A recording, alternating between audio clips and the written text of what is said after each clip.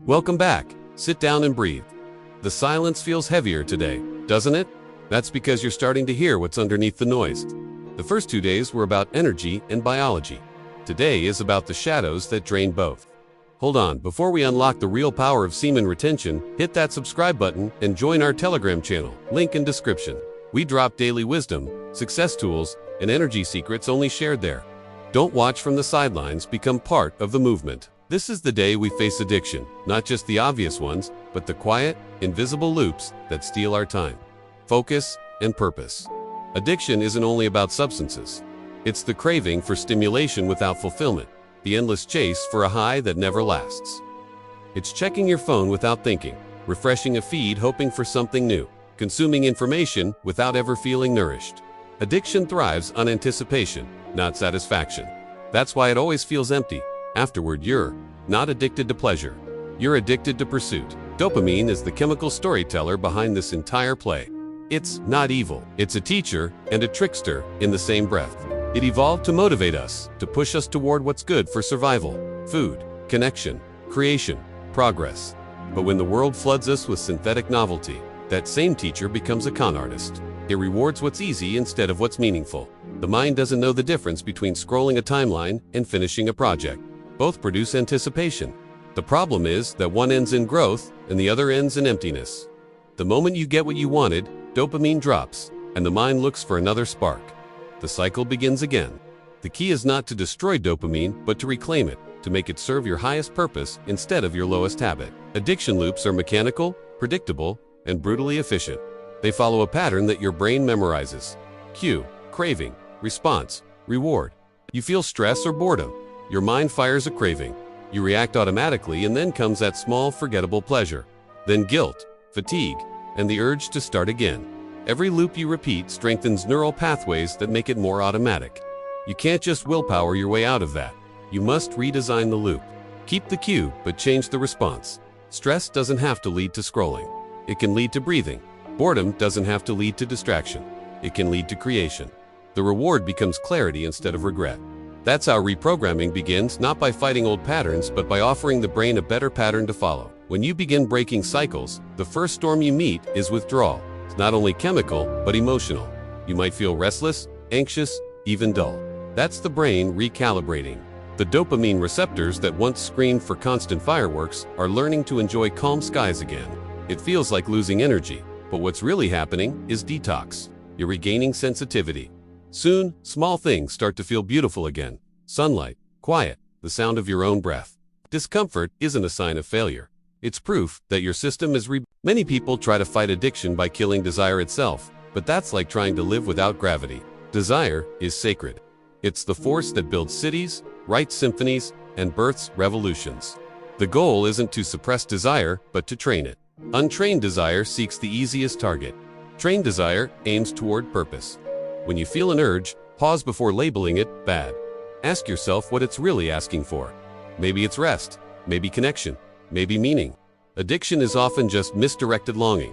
You're not craving destruction, you're craving wholeness. The moment you understand that, desire stops being your enemy and becomes your compass. Comfort, meanwhile, is the silent killer of growth. Every time you escape discomfort with instant gratification, your resilience weakens. The nervous system learns that pain equals danger, so even healthy discomfort is size focus, stillness starts to feel unbearable. That's how people become fragile while living soft lives. The only way out is to train yourself to sit with discomfort, to rewire your comfort threshold so that challenge feels like nourishment instead of punishment. Every time you resist the easy path, your tolerance expands. The mind learns, we can handle this. That realization is strength in its purest form. Discipline is not about punishment. It's about controlling when and how dopamine fires. Each time you delay gratification, finishing work before rest, practicing before celebrating, you teach the brain that effort is the path to reward. Over time, the pleasure centers rewire to crave consistency instead of chaos. That's why discipline feels painful at first, but freeing later. It shifts pleasure from the beginning of a task to its completion. You no longer need quick hits to feel alive because progress itself becomes the high. That's real autonomy, when your brain's chemistry starts working for you, not against you. But discipline alone isn't enough if your environment keeps sabotaging you. Willpower is a finite resource. Design is a renewable one. Structure your space so good habits are frictionless and bad ones are inconvenient. Keep your phone away while working, but your notebook within reach. Keep water visible and distractions hidden. This isn't about control, it's about support. You're building a world that helps your future self win. Even small tweaks, lighting, music, cleanliness signal to the brain. We're intentional here. Environment shapes behavior faster than motivation ever could. Not all addiction is physical. Some are emotional. Humans can be addicted to drama, validation, and even pain. These emotional loops trigger the same dopamine bursts as a drug. The brain doesn't care if the story is toxic, it only cares that it's predictable. That's why people return to relationships or habits they hate. Chaos becomes familiar. The cure is emotional literacy, the ability to feel without fleeing. When anger, sadness, or emptiness appear, you breathe and let them exist. No fixing, no numbing, just witnessing. That simple act of presence dissolves emotional addiction at its roots. Addiction also lives in identity. The brain loves consistency. If you see yourself as the distracted one or the lazy one, it will keep acting to confirm that belief. The subconscious resists contradiction, even if the old identity hurts you. The way out is through conscious redefinition. Start saying, "I'm the kind of person who stays focused," and back it up with action. However small, identity is not a label. It's a habit of thought repeated enough times to become real. You're teaching your mind a new name for itself, and the body follows. Another shift comes from learning to distinguish craving from calling. Craving shouts. Calling whispers. Craving says, "I need it now." Calling says, "This will matter forever." The two often feel similar, but they come from different depths. Whenever you feel pulled toward something, pause and ask, "Is this craving or calling?" Over time, that question becomes instinct. You start hearing your own soul through the static of the world. Every pattern in the brain strengthens through repetition. Think of habits as neural highways. The more you drive them, the smoother and faster they get. When you stop using one, weeds start to grow. That's why consistency matters more than intensity. You don't erase habits, you outgrow them. Each day you resist an urge. You're letting the old road fade. Patience is power, disguised as slowness. Awareness is the master key that unlocks all of this. You can't fight what you can't see. Start noticing your triggers without judgment. Notice the moment your hand moves toward distraction before it happens. That instant of awareness is victory. It interrupts autopilot. You're no longer the passenger, you're the driver again. Awareness doesn't demand perfection.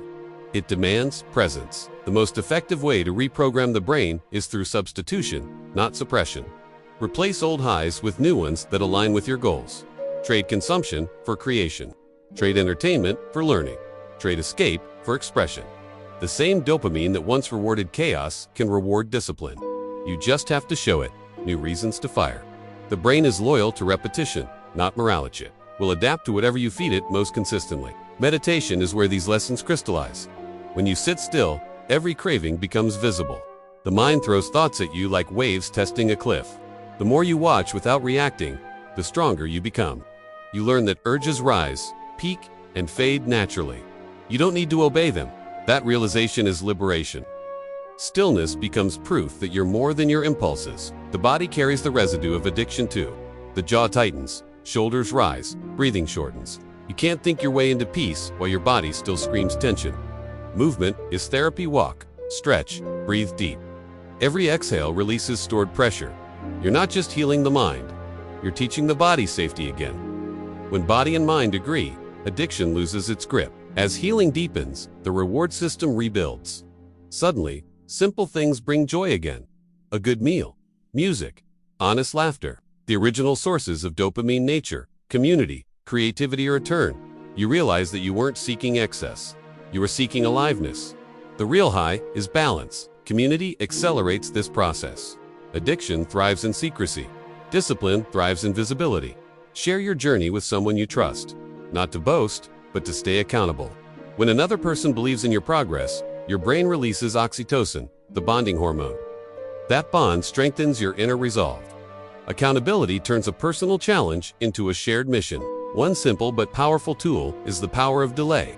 When an urge hits, tell yourself, "I'll wait 5 minutes." That small pause gives your rational brain time to re-enter the conversation. Most cravings fade within minutes if left unfed.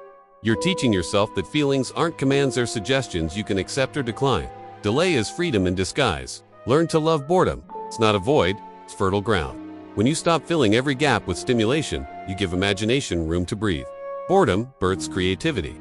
Every great invention began as someone sitting with nothing but their thoughts. Let boredom become your teacher, not your enemy. Keep a record of progress. Each time you resist an urge or complete a task, write it down. Celebrate it quietly. You're retraining your brain to link discipline with pleasure.